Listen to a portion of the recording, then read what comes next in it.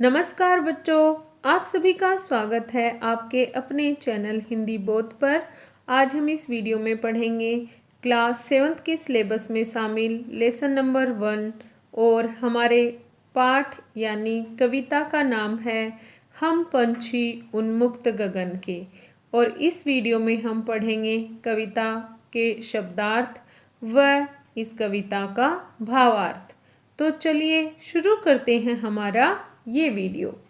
सबसे पहले हम जानेंगे कवि के बारे में। इस कविता के कवि हैं शिव मंगल सिंह सुमन। इनका जन्म हुआ 5 अगस्त 1915 को उत्तर प्रदेश के उन्नाव जिले के झगरपुर में। वे रीवा, ग्वालियर आदि स्थानों में रहकर आरंभिक शिक्षा इन्होंने प्राप्त की। ये एक अग्रणी हिंदी लेखक और कवि थे। इनके कविता संग्रह हैं प्रमुख कविता संग्रह मिट्टी की बारात, जीवन के गान, हिल्लोर। और इनको सम्मान मिले साहित्य अकादमी, भारत भारती, पद्म भूषण, पद्मश्री। तो ये था कवि परिचय। आगे हम बात करते हैं कविता परिचय की। इस कविता में क्या विशेष है वो हम जानते हैं। हम पंछी उन्मुक्त गगन कविता के माध्यम से कवि ने पक्षियों के माध्यम से स्वतंत्रता के महत्व को बताया है। मनुष्य अपनी पसंद के लिए पक्षियों को पालते हैं और उन्हें पिंजरे में बंद कर उनकी स्वतंत्रता का हनन करते हैं। कवि कविता के माध्यम से बताना चाहते हैं कि पक्षियों को स्वतंत्र रहने दिया जाए और ऐसा करते हुए ही मनुष्य को उनका ध्यान रखना चाहिए।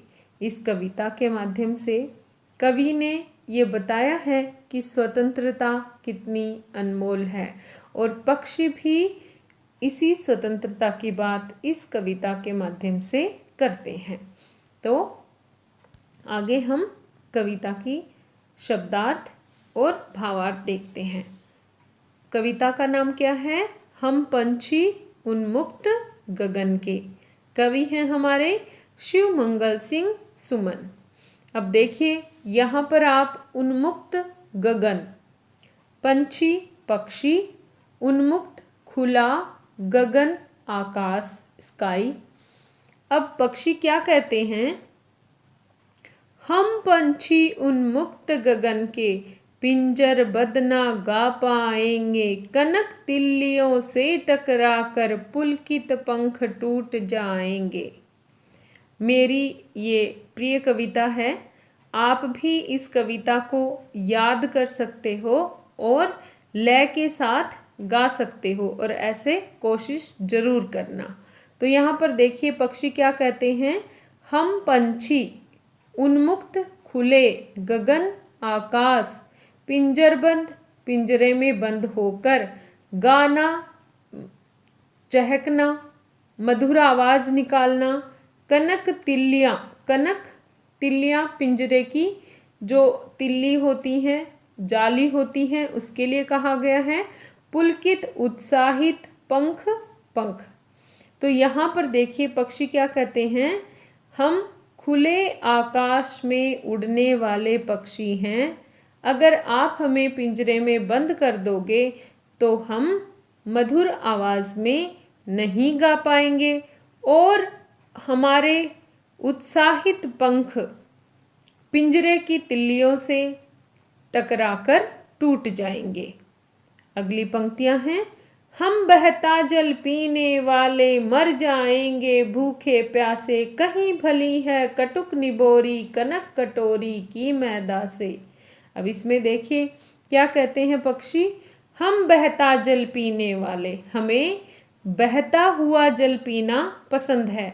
क्या होता है आमतौर पर पक्षी को हम रखते हैं अपने घर में, उसको पिंजरे में बंद कर देते हैं, फिर उसको खाने पीने की टाइम टू टाइम चीज़ें देते रहते हैं। पर पक्षी क्या कहते हैं? हमें ये कटोरी में रखा हुआ पानी नहीं चाहिए, हम तो बहता हुआ जल पीना पसंद करते हैं और ऐसा अगर नहीं हुआ तो हम भूखे प्यासे मर जाएंगे। कहीं भली है कटुक निबोरी। क्या कहते हैं पक्षी?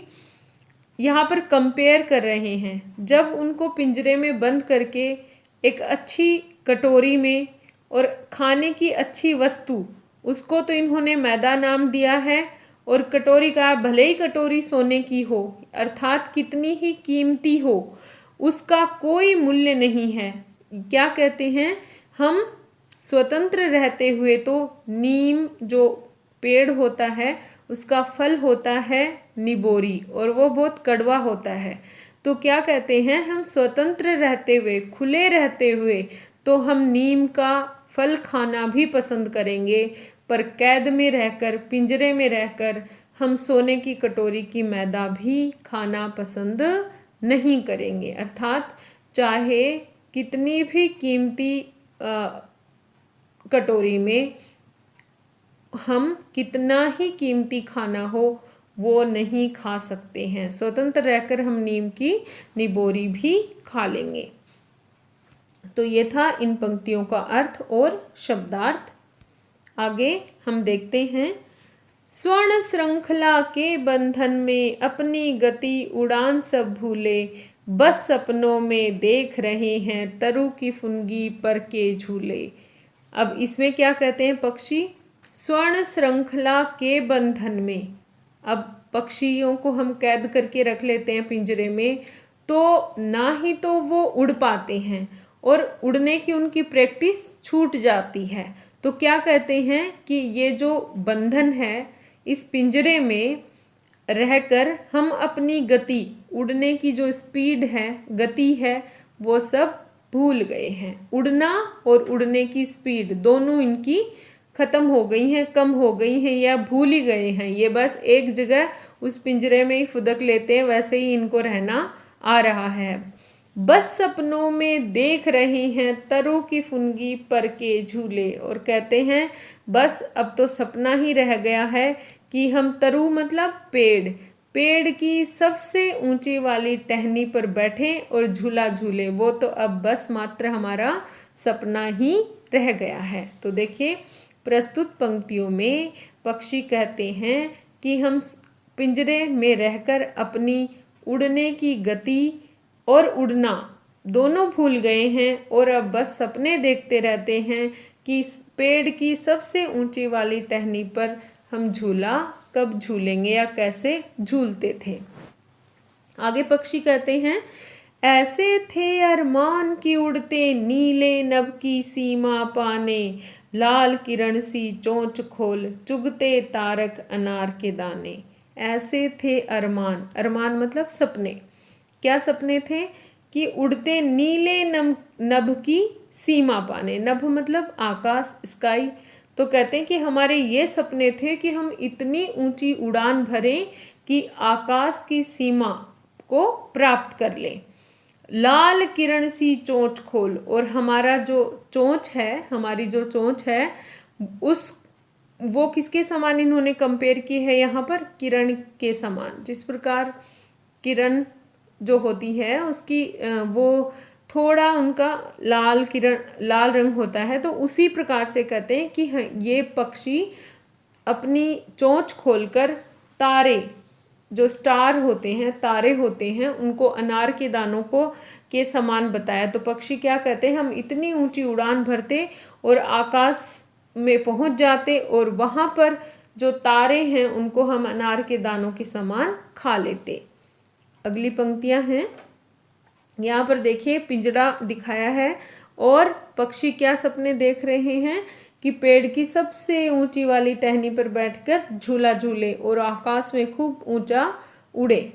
आगे है, यहाँ पर दिखाया है कि पक्षी किस प्रकार से चोंच खोलकर तारों को चुगे। अगली पंक्तियां, होती सीमाहीन क्षितिज से इन पंखों की होड़ा होड़ी, या तो क्षितिज मिलन बन जाता या तंती सांसों की डोरी। क्या कहते हैं पक्षी, होती सीमाहीन क्षितिज से।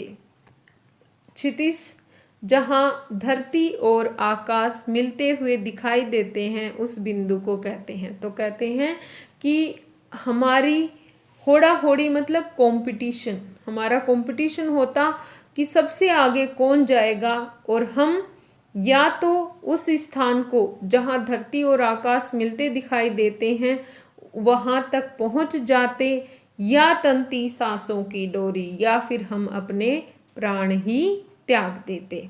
तो प्रस्तुत पंक्तियों के माध्यम से पक्षी क्या कहते हैं कि हम धरती और आकाश जहाँ मिलते दिखाई देते हैं उस स्थान तक उड़ना चाहते थे, और आपस में हम प्रतिस्पर्धा करते, या तो हम उस जगह पर पहुंच जाते या फिर हम प्राण ही त्याग देते। अगली पंक्तियां हैं, नीड न दो चाहे टहनी का, आश्रय छिन्न भिन्न कर डालो, लेकिन पंख दिए हैं तो आकुल उड़ान में विघ्न डालो। अगली पंक्तियों में पक्षी मनुष्य से क्या कहते हैं, नीड न दो चाहे टहनी का, भले ही हमें पेड़ की जो टहनी होती हैं, ब्रांच जो होती हैं, भले ही हमें पेड़ की टहनी का आश्रय मत दो, नीड न दो चाहे टहनी का, भले ही हमें घोंसला मत बनाने दो, आश्रय छिन्न भिन्न कर डालो, और जो हमने घोंसले बनाए हैं, जो हमने रहने का हमारा घर बनाया है, भले ही उसको भी तोड़ फोड़ दो, लेकिन पंख दिए हैं तो, क्या कहते हैं, ईश्वर ने हमें पंख दिए हैं तो हमारी उत्साहित, व्याकुल मतलब उत्साहित उड़ान में बाधा, विघ्न मतलब बाधा, बाधा मत डालिए। तो ये पक्षी मनुष्य से कहते हैं, उनसे विनती करते हैं कि भगवान ने अगर हमें पंख दिए हैं तो हमें व्याकुल उड़ान भरने दीजिए।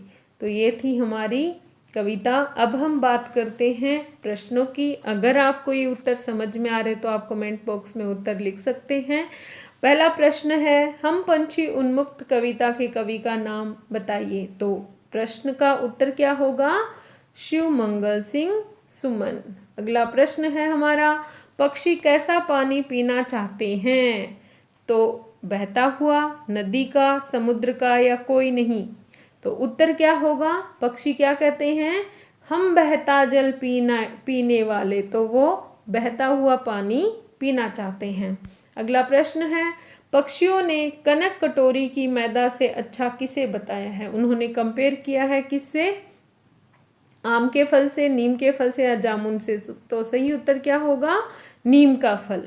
अगला हमारा प्रश्न है, पक्षियों के अरमान क्या हैं। नीले आकाश में उड़ना, बहता हुआ पानी पीना, पेड़ की ऊंची वाली टहनी पर झूलना, या ये सभी। तो सही उत्तर क्या होगा, ये सभी।